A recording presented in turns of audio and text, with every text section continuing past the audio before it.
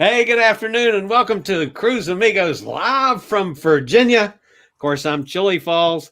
Down there below me is the fellow with a little bit of thin hair up on top. That's Pete over in London. We have no idea where Amigo John is today. Of course, he's running a business and sometimes gets busy with that. He may pop in, he may not.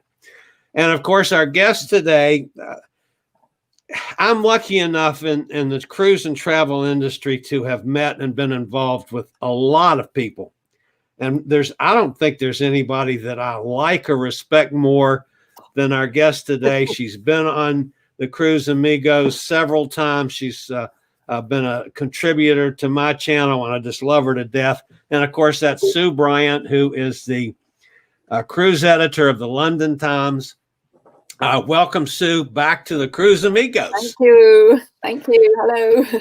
All right. Today's topic is on the SeaDream. If any of you out there that are watching this have been just absolutely in a fog, I'll give you a quick background. The SeaDream is a yacht type cruise ship, a small ship. They had 21 successful, healthy cruises up in Norway this summer. They moved the ship. They picked up some folks in over there in London and transported them down to Barbados. Sue flew into Barbados and joined the SeaDream there. And we're going to get a report from Sue on what happened and take it from there. So, Sue, I'm going to turn it over to you. Tell us what happened from when you left home and got to the SeaDream.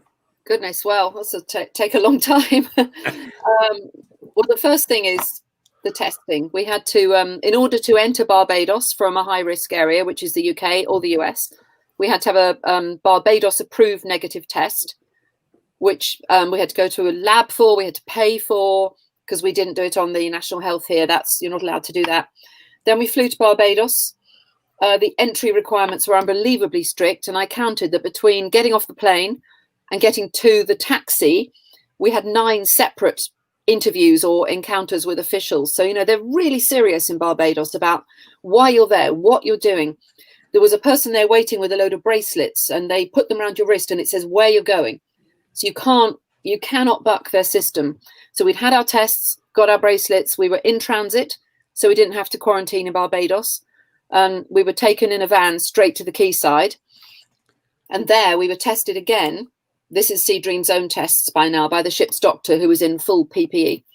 And then you sit there waiting and you think, oh my God, oh, no, that was the cabin. That wasn't on the quayside, okay. But yeah, that's what they look like. But it's funny because even though you've already had a test, you already feel like you're, safe and everything. And as a precaution, I pretty well isolated for at least a week before I left. So you sort of, waiting on the dock thinking, oh, what happens? Anyway, they say, good to go. And then they fog your luggage. And then you get on the ship. And then everything felt normal. I mean, it felt like a lovely chance to be back in the Caribbean on a lovely ship. The ship was only half full. And yes, that's it. Oh, I've still got happy memories despite everything. And that was on Saturday. And so we sailed on Saturday night. I've been on SeaDream before, so I'm used to what happens there. But some things were different. There was social distancing. So anyone who's sailed on SeaDream will know that the top of the yacht bar is the kind of epicenter of the social life. And they've got stools all around the bar, but every other stool had a big cross on it. So you couldn't sit there. And yeah, like that. So really, I mean, because the ship was only half full, people were kind of sitting. Everyone was sitting and drinking, and there was waiter service rather than milling around and hanging around at the bar. So from the start, we were socially distanced, but nobody was wearing a mask because they had not made that mandatory. Because the ship had crossed the Atlantic and had been 3 weeks at sea, so everybody on it had quarantined. They were a bubble. They were already a bubble. And SeaDream's idea is that with all our tests, we would become this Barbados bubble, they called it, and all be together as a bubble for the week. Anyway, we had a lovely day on Sunday and a lovely day on Monday and a lovely day on Tuesday. And we went to we went to St. Vincent. We were allowed to go to a beach there, but not to mix with any locals. Every time we went ashore, it's so beautiful. We had to be in our own bubble, so we were allowed on a beach where there were no people. There was a police boat patrolling the beach to make sure we didn't snorkel too far. And then in Canoan Island, we were allowed to go to a resort that was unoccupied at the time. We were just 2 bar staff there in masks, and we were allowed to use the pool and the beach, and that was really nice. And then in Tobago Keys, I paid for an excursion to go snorkeling. And we had a lovely day snorkeling with turtles and looking at stingrays, and everything felt, apart from the fact that we weren't meeting any local people, which is a bit weird, but we kind of knew that. So everything felt normal. And on SeaDream, you live your life outside. You eat breakfast, lunch, and dinner outside on deck. And because the ship was only half full, there was never an issue of feeling crowded and crammed in with other people. And yet, then on Wednesday, off Union Island at lunchtime, the captain came on, and I thought he was going to say, "We've got something amazing sorted for this afternoon," but he didn't. He said a guest has felt unwell. They've been to see the doctor. He said they've tested presumptive positive, which I guess means they think the guest was positive. And that was it, straight away. He said everyone has to go to their cabin now and isolate in their cabin now, and all non-essential crew in their cabins now. And I thought, we'll get a drink at the bar, we'll have a bit of a gossip, and then we'll go down. But no, it was everything, straight out. So we went into our cabin on Wednesday afternoon and stayed there until Saturday evening, apart from being allowed out for 1 hour of fresh air on Friday, and then a couple of hours of fresh air on Saturday. And that was it. We had one question, Sue. Already? How many people boarded in Barbados? All right, you have to do the maths here. 43, because there were 53 of us sailing and 10 had stayed on from the crossing. Okay. So 10 people had come from, I think, either Oslo or Portsmouth, which I think were the stops on the way. So yeah, then there would have been another 43, because there were 53 of us and 66 crew. Okay. And of the passengers, I think about 1/3 were Europeans. All the people who'd stayed on from the crossing were Europeans, and the embarking passengers were all American. And me. So when the captain did the announcement, that must have been a total shock. It was. It really was. Everything has suddenly changed. Yeah. In 1 second. I just suddenly thought, oh my God, this is what we've heard about. This is what happened earlier in the year. But we thought that it was all, we were immune. I don't know why we were that naive, but we thought we've been tested twice. We were due to be tested again, actually, that day. They do a 3rd test so you can get back into Barbados. And I thought, with all this testing and with the daily temperature checks and the pulse oxygen, that's the fogger. That's not the thermometer. I was going to say, how do you get that in your mouth? That's the machine that they use to spray the luggage to, and you have to put your hand luggage, your camera, everything, and they spray it all and disinfect it. I mean, they did so many things, and yet it slipped through the net. And what you realize is that the COVID test is only ever a snapshot of your health on that day.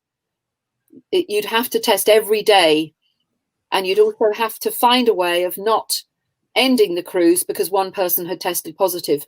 As it happened, to carry on the story, we were all in our cabins. The captain turned the ship around. He headed straight back to Barbados. And I looked at marine traffic and I realized that it was lunchtime and we would get there at 11 o'clock at night. So the afternoon was already looking long and boring. And they immediately tested all the crew, and all the crew tested negative. And then when we arrived in Barbados, the shoreside medical team from Barbados came on and they tested all the crew, who then tested negative. And they also tested the original person and their close contacts, because they were in a group of 6. And of the group of 6, 5 tested positive, and 1 had antibodies apparently. And 1 other couple on the ship tested positive. So by now we've got 7 cases. From what I understand, it hasn't spread beyond that, but 2 crew members also later tested positive. So yeah, we spent the next, Wednesday, Thursday, Friday, and most of Saturday in the cabin. And obviously living life in the cabin SeaDream style with fine food, and they were bringing wine. But yeah, I mean, it's a very funny feeling. Sue, can you just tell us about the cabin that you were staying in? Because is it a cabin with a balcony? Was it an inside cabin? What cabin was it? On SeaDream ships are old. They're I mean, they're beautiful. They're lovely little yachts, but they're old. They're the old Sea Goddess ships that used to belong to Cunard, and each cabin is a mini suite. But there's no balconies and the windows don't open because it's a small yacht, so you're quite low down in the water. And if you had balconies, you'd be flooded. So yeah, I mean, while it's a lovely environment to be in, and there's no lack of comfort. You know, you've got a sitting area, you've got a table where you can eat, you've got a bed area, you've got a TV, a mini bar. I mean, you could have anything you wanted. But the fact is, without fresh air, it made it much, much harder. And how many days were you in the cabin for before you were able to leave the ship? Well, Wednesday afternoon, all of Thursday, all of Friday, except they let us out for an hour. There was deck 2, 3, and 4 were the cabin decks, and each deck was allowed out for 1 hour on Friday. And let me tell you, that was heaven. It was heaven getting out. I was that was taken that day. I was so happy. And then on Friday, I think it was Friday, the people who were infected were taken off the ship, and they were taken to an isolation facility in Barbados. And then on Saturday, people started to leave because those of us who tested negative twice were given permission, well, not even given permission, encouraged by the Barbados authorities to go. So most people disembarked on Saturday at about 2, and those of us that were on the late evening flights were allowed to sit on deck if we kept apart from each other. I've just got one more question, Chillie, to Sue before we carry on with that, because I'm sure you want to talk about Barbados and leaving and things. As you know, you can see Pete, Cruises for Solos. You know, I have Cruises for Solos, a solo group with some wonderful people on it. But one of the concerns as a solo cruiser, I cruise a lot with Norwegian Cruise Line. The reason being is that they have studio cabins, especially on their big ships, which means it's more affordable for a solo cruiser to cruise, which is wonderful. But one of my worries, and I would say maybe one of the worries of other solo cruisers who can't afford to pay double occupancy or a balcony, is that if you are on a big ship and you're in a studio cabin or an inside cabin, you know, and that happens to you, and suddenly someone on board is tested positive and you're then confined to your cabin, I could not imagine what it would be like being, I mean, the solo studios on the Norwegian Epic are wonderful. Yeah. And on the Encore, but I wouldn't want to be confined to a cabin. Do you think it's going to be more realistic to actually have balconies only when we actually restart cruising? And Jason has a question, and please let us know what your question is, Jason. What do you think, Sue? Do you think it needs to be balconies only? Well, funnily enough, today I attended a press conference for Princess Cruises, and they were talking about, they were mainly talking about 2022, which is their big push now, but they're also talking about 21. And they said they were doing a lot of balcony sales for 2021. And I think until we have a vaccine, until people are basically thinking like they used to think about cruising, that this isn't foremost in their mind, what if I get stuck? I think people will probably go for balconies and outside cabins because, you know, I was confined in a luxurious cabin. Okay, it had no balcony, but it was luxurious. They were bringing lovely food. They brought wine, they brought martini. I mean, they brought anything we wanted. They had a catalogue of DVDs we could watch. You know, in the scheme of things, it wasn't a hardship. But if I had been one of those people back in the early days, 4 people in an inside cabin with half the ship sick, not knowing what was going on, I would have been terrified. Yeah. This was not like that. Yeah. I have to say, I would probably not book an inside cabin myself at the moment. Can I just give Jason's question, Chillie? Yeah, I was just gonna say, Jason's asked the question about masking. I know you started off that they weren't requiring masking, but that changed midstream, that you had to wear a mask in common areas, correct? Yeah, it changed pretty quickly after a day and a half. I still don't know what prompted it. Pictures have been put on social media of us on the ship without the crew masked, and there was a Twitter storm. People went crazy. The fact is, the masks, okay, look, I mean, I'm perfectly fine wearing a mask. I wear a mask all the time. I expect to wear a mask. It doesn't bother me. So when they said we're now, coming in line with the local policies here in the Caribbean, where everybody wears a mask, we want the passengers to wear masks where they can't socially distance and the crew to wear masks all the time. And the captain actually stood up in front of us at a reception one night and he said, this is not related to what's going on social media. But then people said, well, he would say that, wouldn't he? But to be honest, it's nothing. I don't mind wearing a mask. Nobody minded wearing a mask. There was one couple who didn't like anyone else anyway, and they didn't want to wear a mask. But you could say it was a mistake and we should have worn masks from the beginning. But the fact is, it would not have stopped the COVID coming on board. Right. It may have stopped it spreading, but you can't say it's counting your blessings. It spread from the group of 6 to one other couple, and I don't know who that couple is, and to 2 crew members. I suppose it could have been a lot worse, but then if you look at the percentage of people infected, it was quite high. So I don't know, but yeah, I'm sure SeaDream. And it's sad that group of 6 were Americans, and of course, who knows where they came from and what they had to travel through. They came from get California. there. They came from California, and they'd spent a night in Miami before they got on the ship. Yeah, and of course, we all know what the numbers are like in this country. So, and they also managed to fly home in a private jet. Apparently, they had spectacular medical insurance, and it paid for a private jet. So great, good for them. When you flew home, so you flew home from Barbados directly to the UK, yeah? I did, yeah. Now, was that okay? Did you have no issues with anybody at the airport at all? No. Yeah. I mean, we were told that we were leaving the ship. We were still in transit. So at the port of Barbados, we got a taxi from the ship to the immigration area, and at that point we entered Barbados. So I was in transit, so I was taken straight to the airport. And originally I'd thought, I'll book a day room in a resort somewhere, I'll have some time on the beach, but that was not an option, obviously. So we were taken to the airport, and then we were left, and then we checked in for the flight. The airport was empty.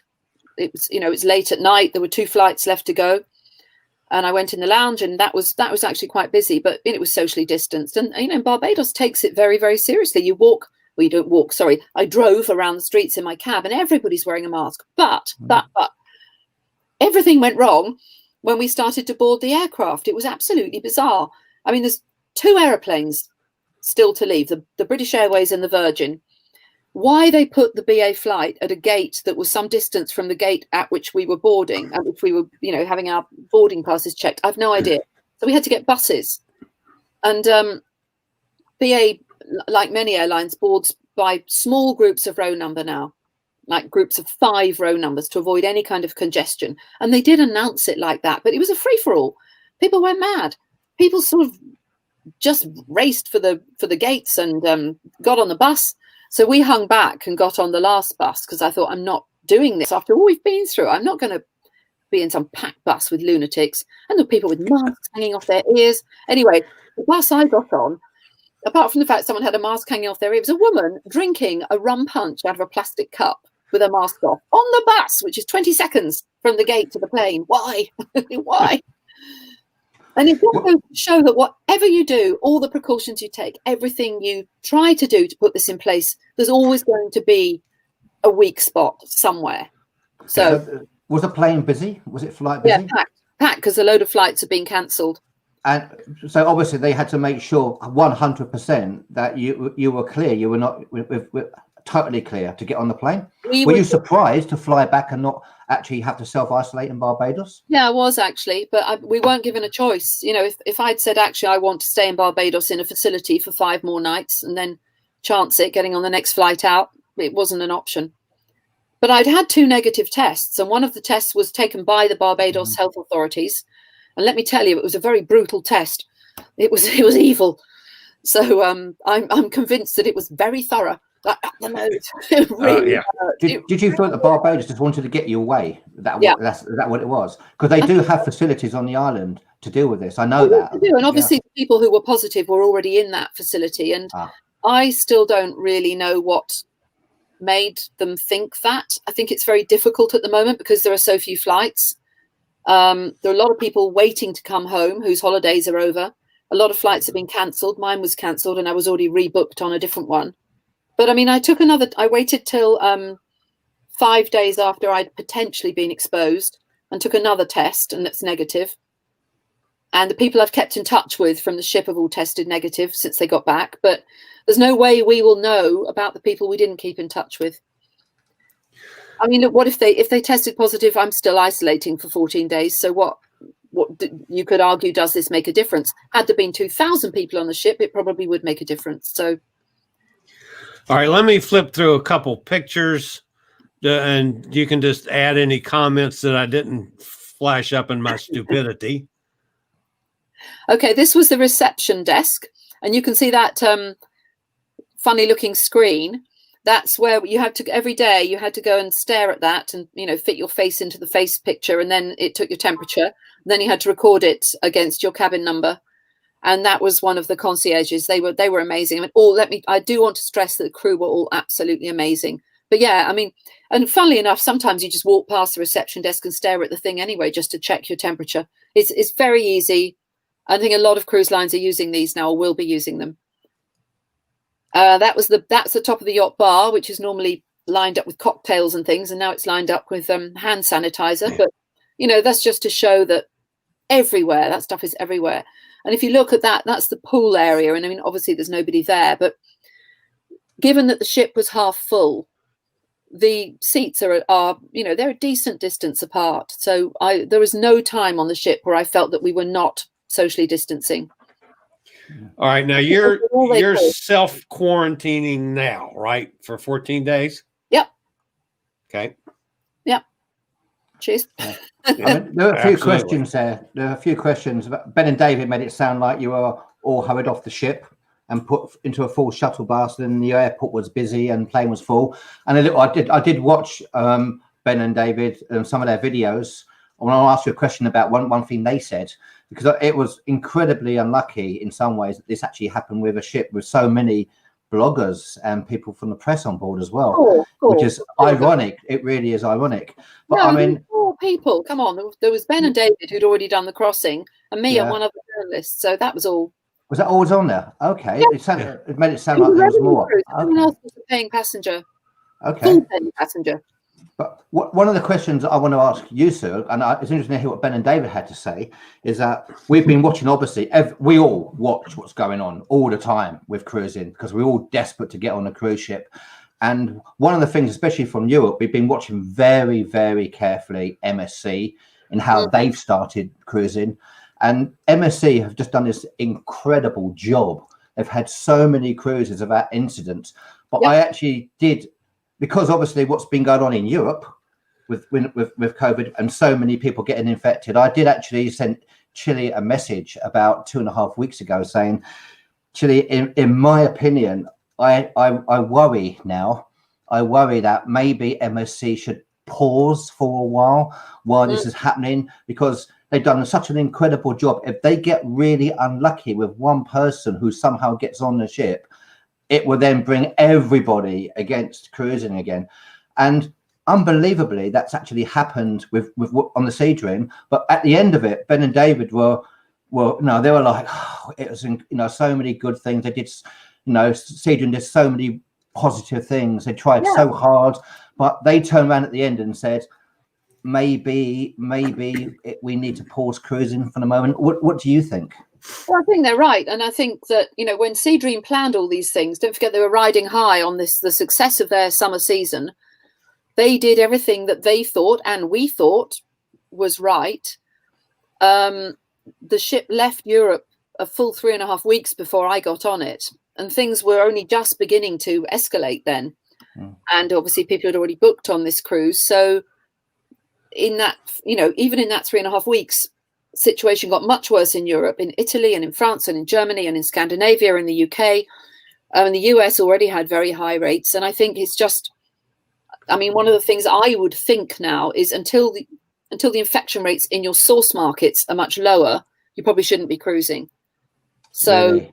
I would have. I have to admit, I was watching what MSC were doing, and I was thinking, I feel they're doing such an amazing job that I feel as safe as it is possible to go on a ship. And but they've stopped from now. the UK, we weren't allowed to. We weren't No. allowed to cruise with MSC. And I was devastated because I was like, if we hadn't been invited, I would have been tempted.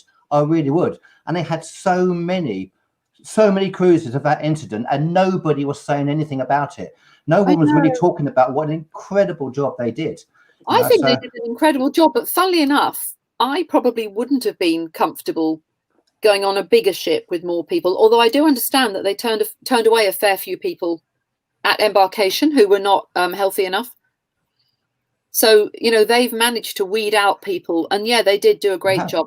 But the biggest question now, for me, the biggest question, until we have a vaccine and we're all safe, the biggest question is, what happens to my cruise if I'm on it and they get a positive case? Is it going to be like it was for me, where you spend half of your trip in your cabin?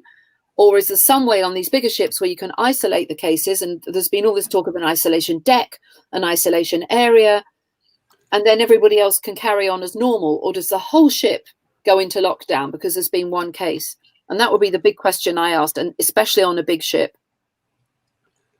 So, Jason, I'm also curious, Sue, about the whole contact tracing thing, that you can't find out what's happened with everybody else. No, apparently not, because of data protection. And it's funny because, you know, you fill in this. I mean, when I applied to go to Barbados, obviously Barbados doesn't know I'm on a ship. So you fill in this massive, detailed test and trace thing for Barbados. You upload the scan of your negative result, and you say where you're going and how many nights and everything. And then we did another one for the ship. And you know, and I've been to Italy this year, I've been to Greece, I've been to Spain, and each one you even have to say what seat you're sitting in on the aircraft. And yet, because of data protection, I understand that it doesn't really matter, because if somebody did test positive, who is going to know? If I tested positive here in the UK and I'd put the result into my NHS track and trace app, then everybody who my phone had been in contact with would then be alerted that I was positive. But I don't think there's a system yet for doing that in any form of travel.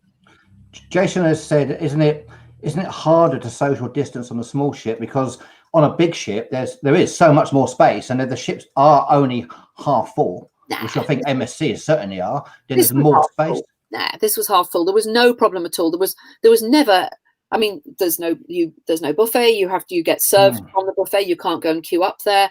It's all waiter service. It's all drink service at the table.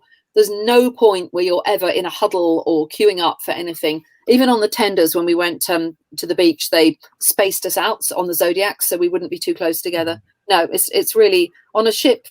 I mean, there's plenty of space on that ship, and it was only half full. So no, that wasn't a problem. And do you think some of the anti-cruisers are just coming out of the closet now? You know, I saw some of the senators in America, some of the politicians that they've been silent about things because things have worked. You know, MSC, they've all, you know, SeaDream have cruised without incidents. There's been absolute silence. And then suddenly, as soon as one thing happens, they jump on it. I mean, you know, no one's talking about 7 people from a restaurant. No, exactly. You know? Exactly. Yeah, I think I think a lot of lessons have been learned from this. And the main lesson is that testing is not enough. If your source markets, which is mainly Europe and the US, if your source markets have got these sky-high infections, you cannot rely on 2 snapshots of people's health.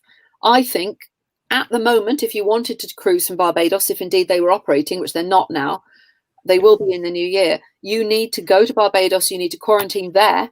You get into Barbados with a negative test, you quarantine for 5 days, you then take another test, which is the Barbados system, then you're allowed out, and then you board the ship, which means that your 1-week holiday becomes a 2-week holiday and costs you a lot more. But there are some very nice places where you can go and quarantine in Barbados. You can go to a villa with a pool if it's approved. It can be done. But I think Jim has actually said, hi, Jim, what would happen if you were stuck in Barbados?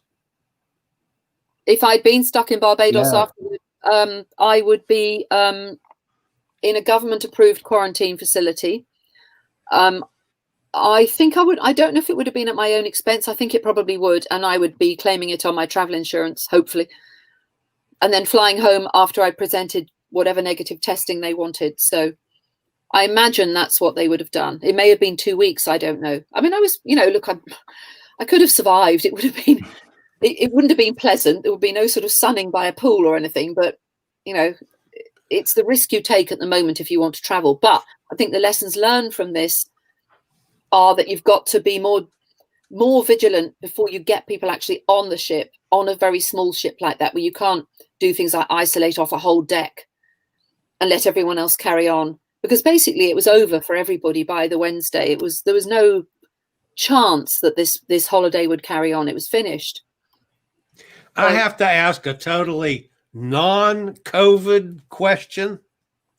How the heck did you get jellyfish stings? Oh, I got. I'm a magnet for jellyfish. Everywhere I go in the sea, because I love swimming in the sea, I get stung. And it's become a standing joke because nobody else ever gets any. And I had one on the first day, and then by the last day I had a whole load more. I got these little stripes all across me where they stung me. And we were swimming off the back of the ship because they let us swim off the back of the ship every day. And I kept going, I'm being stung, I'm being stung, I'm being stung. And nobody else was. But yeah, there we are. They're fading now, luckily. But yeah, I attract disaster, as you can tell. All right, Sue, again, we thank you so much for being with us. I told you we wouldn't keep you real long today. That's all right. Good luck with your quarantine. I just say before we go that SeaDream were amazing. They did everything they could. And I really feel sorry for the crew because they tried so hard and the company tried hard. So please anyone watching, don't think badly of them. Yeah. I think it's the system and it's the lessons learned that we need to take away, not any failure on their part. And fingers crossed for me, if MSC can continue doing an amazing job they are, wow, fingers crossed. We'll sail next year for sure. Yeah, I think 2021 is going to be a whole lot better year for all of us. I really do.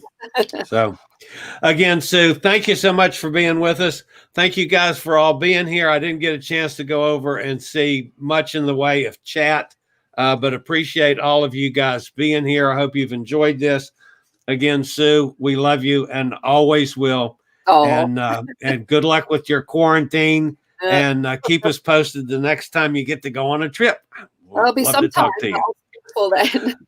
All right, for now, this is Chillie in Virginia. Thank you guys for being with us. We'll see you next time on Cruise Amigos live from Virginia.